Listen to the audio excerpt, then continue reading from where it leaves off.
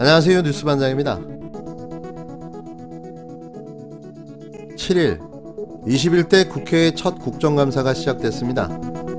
소문난 잔치에 먹을 게 없다는 말처럼 여야 간 정쟁과 힘겨루기만 확인한 하루였는데요.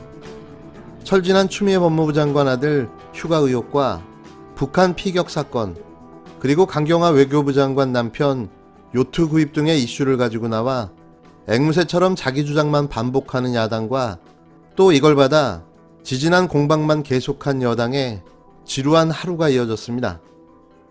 특히 눈에 띄는 사안 중 하나는 국방위 국정감사에서 제기된 우리 군의 국가기밀 누설을 계속해서 자행하고 있는 국힘당 주호영 대표의 행태에 대한 지적과 성토였는데요.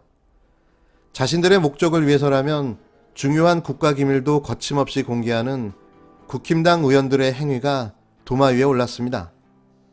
또한 이런 행위 뒤에는 국회의원의 면책특권이 있음을 아무렇지도 않게 이야기하며 죄가 될 수 없다는 국힘당 하태경 의원의 주장은 모든 국민을 경악시켰는데요. 이들은 이런 인간이었던 거죠. 특히 주호영 원내대표 같은 분들은 저는 그런 분이 도대체 야당의 지도자라는 게 이해가 되지 않을 정도로 국가 기밀을 공공연하게 이렇게 공표를 하고 어떠한 문제인식도 없습니다.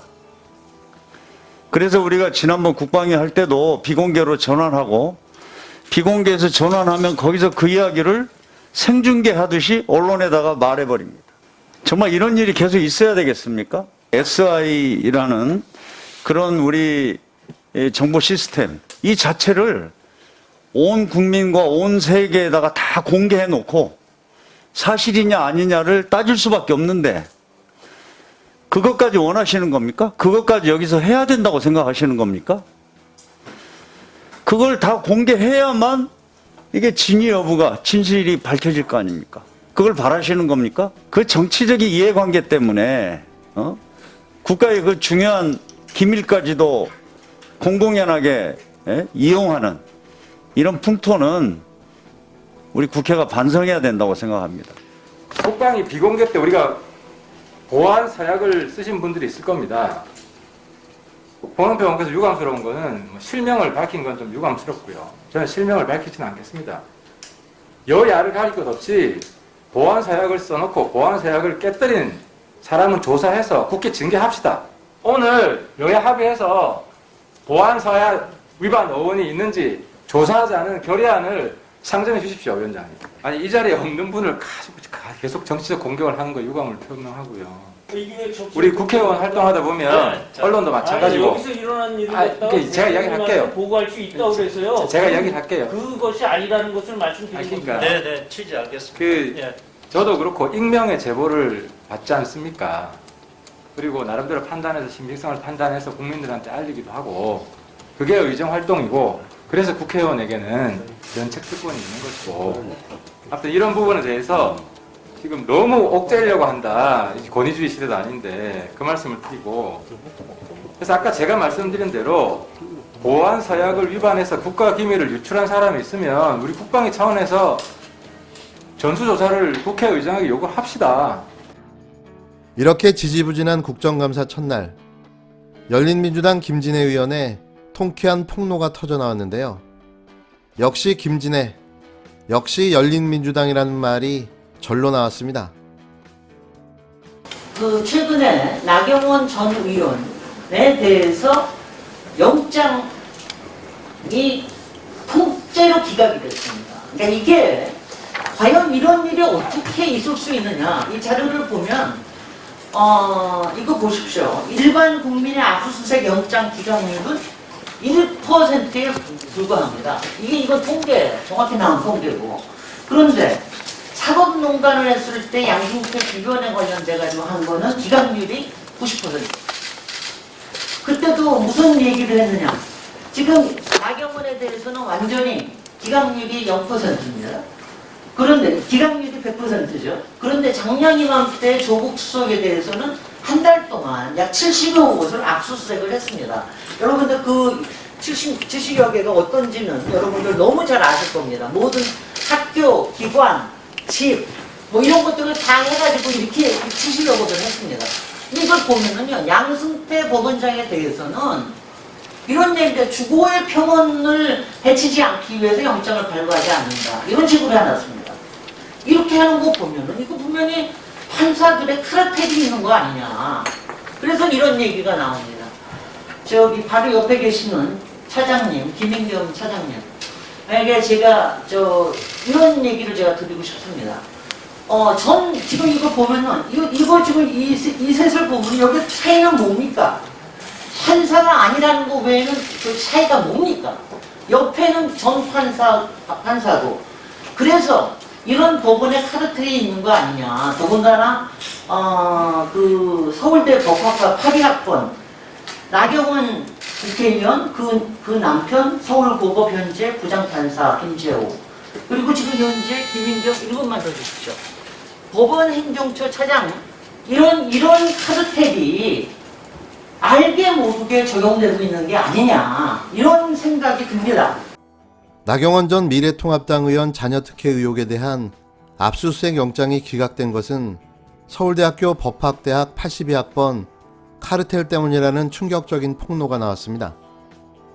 김진애 열린민주당 의원은 7일 국회에서 열린 법제사법위원회의 대법원 국정감사에서 나 전 의원 관련 영장이 법원에서 통째로 기각됐다며 일반 국민 영장 기각률은 1%, 사법농단은 90%인데 나 전 의원은 100%라고 지적했는데요.